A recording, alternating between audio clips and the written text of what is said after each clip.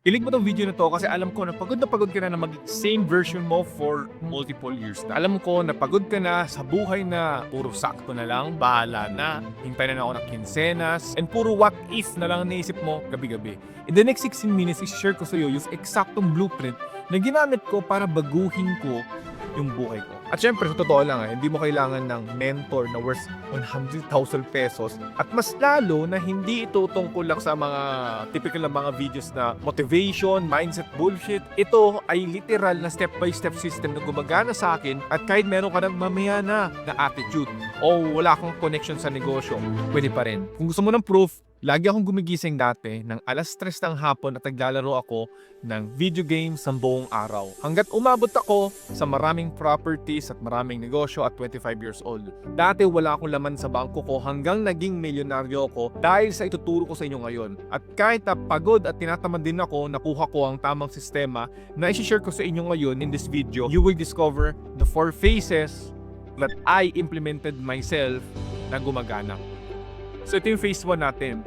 Destroy the old you. Stop caring about what others think. Dati, sobrang conscious ako sa lahat. Sa damit ko, sa kotse ko, sa mga phones ko, at bumili pa nga ako ng sports car worth millions of pesos para lang ipakita sa mga taong na nag-down sa akin na may pera talaga ako, may mayaman talaga ako. Pero alam mo yung na-realize ko, inubos ko ang sarili ko at inubos ko yung pera ko sa pag-iisip lang kung ano lang magiging tingin ng ibang tao sa akin. Pero sa totoo lang, hindi naman sila yung nagpalak sa akin. Kaya ngayon, okay na sa akin na kumain ako ng tusok-tusok, kwek-kwek sa kanto, na wala akong pakialam kung meron magpa-picture sa akin at mas priority ko na lang yung iisipin ng mga mahal ko sa buhay at yung opinion ko sa sarili ko kaysa opinion sa akin ng ibang tao. So ito yung mga sinimulan kong gawin. Una is i-unfollow lahat ng mga tao sa social media na nagko-cause ng comparison mo sa sarili mo. At maging mindful ka sa mga decisions mo. Lagi mo tanongin, is this for me or this is for other people? Number 2 is burn the blueprint.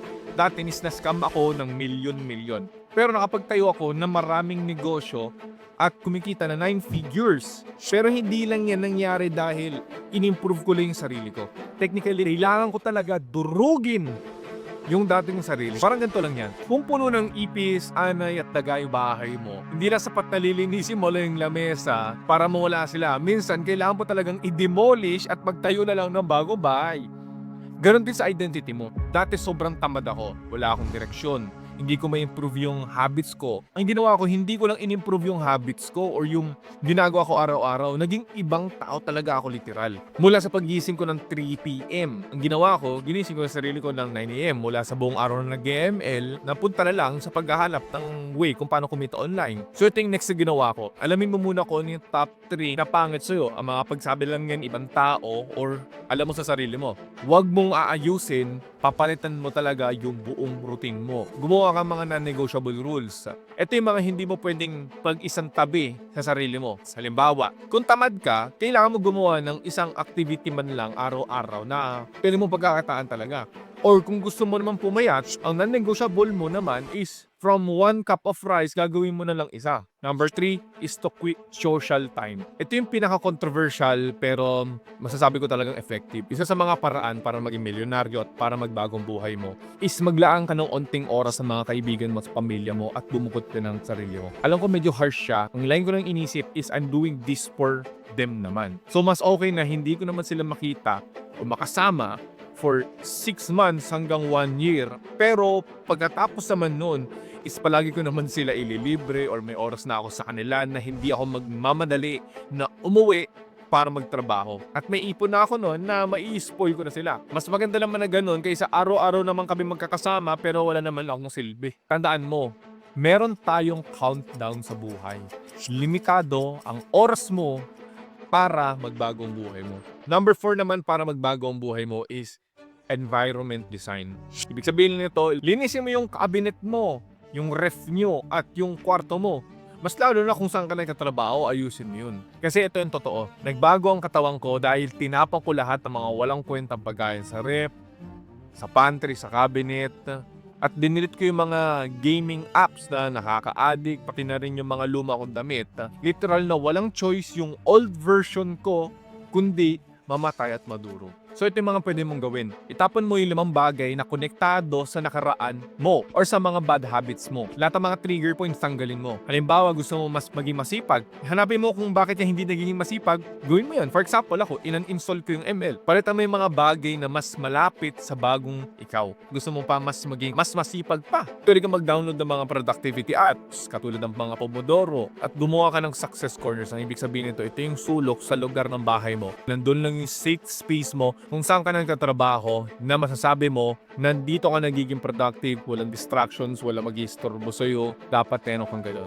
At syempre, kailangan mo rin gumawa ng sarili mong vision boards. Kung saan ka nagtatrabaho, dapat meron kang memory, vision na nakikita mo sa laptop mo, gawin mo siyang wallpaper sa phone mo or mismo sa pader ng bahay nyo, ipaprint mo siya. Ilagay mo doon yung dream car mo, dream house mo, dream travel mo, dream phone, dream anything mo, para paunti-unti kapag nagtatrabaho ka, mas motivated ka.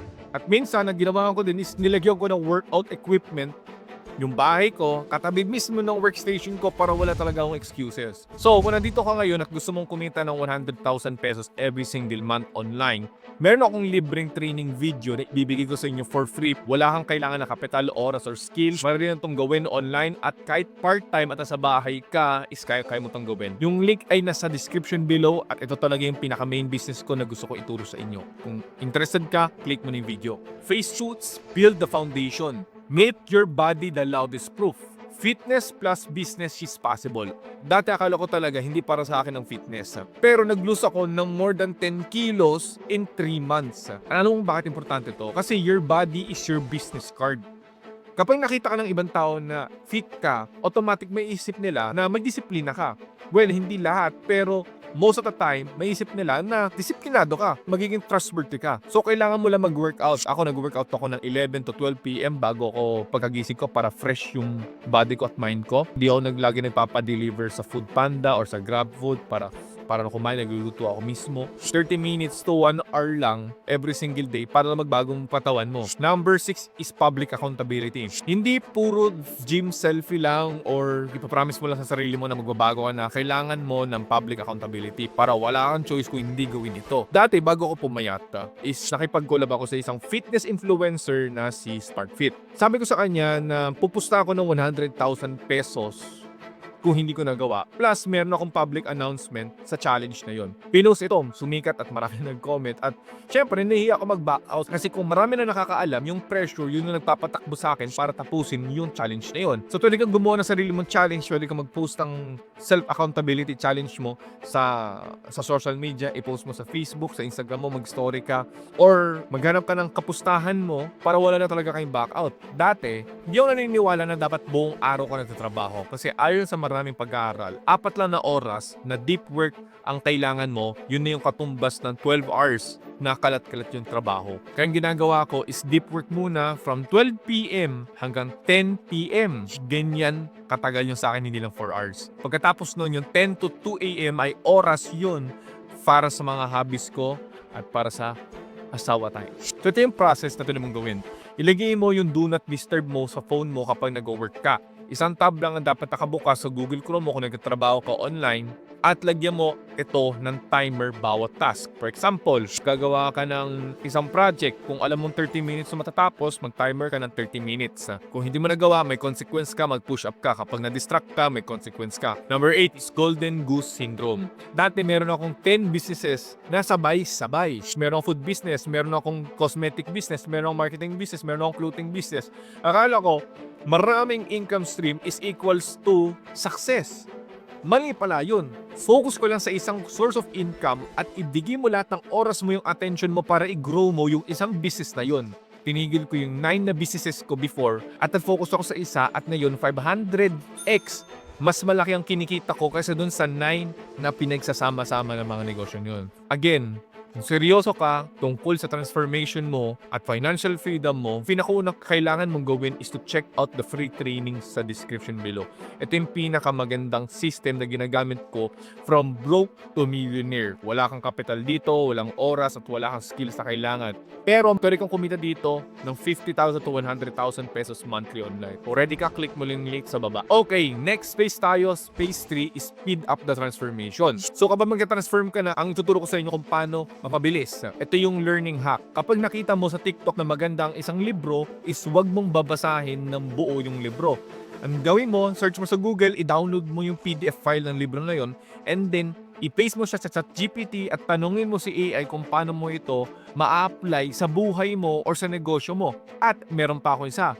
What if gusto mo mag-aral sa YouTube? Ito yung technique. Kapag manonood ka ng tutorial, manood ka ng 2x speed. Ibig sabihin nun, 10-minute video, magiging 5-minute video, pero parehas lang naman yung content na na-consume mo at nakatipid ka pa sa oras. Minsan, tinatranscribe ko yung YouTube, kinakopy ko yung mga captions or yung transcription ng YouTube video, pinipaste ko kay ChatGPT at sinasabi ko paano ko ito implement sa buhay ko. Topic number 10 is always be broke system. Always be broke. Kapag kumita ka na at tinapan mo na sa emergency funds mo, nag-invest ka na sa ibang mga lupa, kung meron ka na mga ibang extra pera, kailangan mo lang is magtira ka lang ng at least 3 months of living expenses lang sa bangko mo. At yung mga other money is i-invest mo siya. Bakit? Kasi panic mode is the best mode para mag-focus at umalis ka sa comfort zone mo. Kaya every time na may pumapasok na pera sa bangko, is naghanap kagad kami ng properties or ng other investment. Kaya I have multiple properties pero broke ako sa bank. Para meron akong panic mode para gumawa pa ng maraming pera. At kumita ako pa ako lalo. Number 11 is to touch your dreams. Puntahan mo at hawakan mo yung mga pangarap mo para maramdaman mo na malapit ka na. I-rent mo yung dream car mo for a day. Mag-stay ka sa dream house mo through Airbnb or mag-staycation ka. I-test drive mo yung dream car mo. Magpa-tripping ka sa mga magagandang bahay. Doon magkakaroon ka ng fire within you na alam mo sa sarili mo na kaya mo ito. Na paunti-unti ka na malapit dun sa goal mo. Kasi dati pupunta ako sa bilihan ng rep para lang mahawakan yung dream na refrigerator ko na may knock-knock. Kahit wala pa kaming bahay nun. Dahil binisita ko siya, medyo na-manifest ko siya at ngayon, nakuha ko na siya sa totoong buhay. If you can hold it, you can achieve it. Phase 4 is social overhaul. Rate your friends. I-rate mo yung mga kaibigan mo. Bigyan mo ng +1 kapag nakakatulong siya sa buhay mo, 0 kung sakto lang siya, at kung -1 kung hinihila ka pababa. At spend 80% of your time sa mga +1 friends. 20% sa mga 0 at tanggalin mo yung -1 sa buhay mo. Harsh man lang siya pakinggan, pero tandaan mo, better friends are busy friends. Walang perpektong kaibigan na may oras at pera, either may money yan, pero walang time, or may time pero walang pera. Build your value sa sarili mo. Ikaw mismo makaka-attract sa mga tamang set ng kaibigan. Next is to partner support tests. Huwag kang kukuha ng partner mo sa life, jowa mo or bebe mo na hindi ka naman sinusuportahan sa pagtatrabaho para sa pangarap mo. Dapat pag uwi mo or after ng trabaho mo or ng work mo, doon siya nag-aabang para suportahan ka. Hindi para girahin ang buhay mo. Kaya kung umuwi kasi gera na ang buhay mo, pag uwi mo kailangan mo ng medic.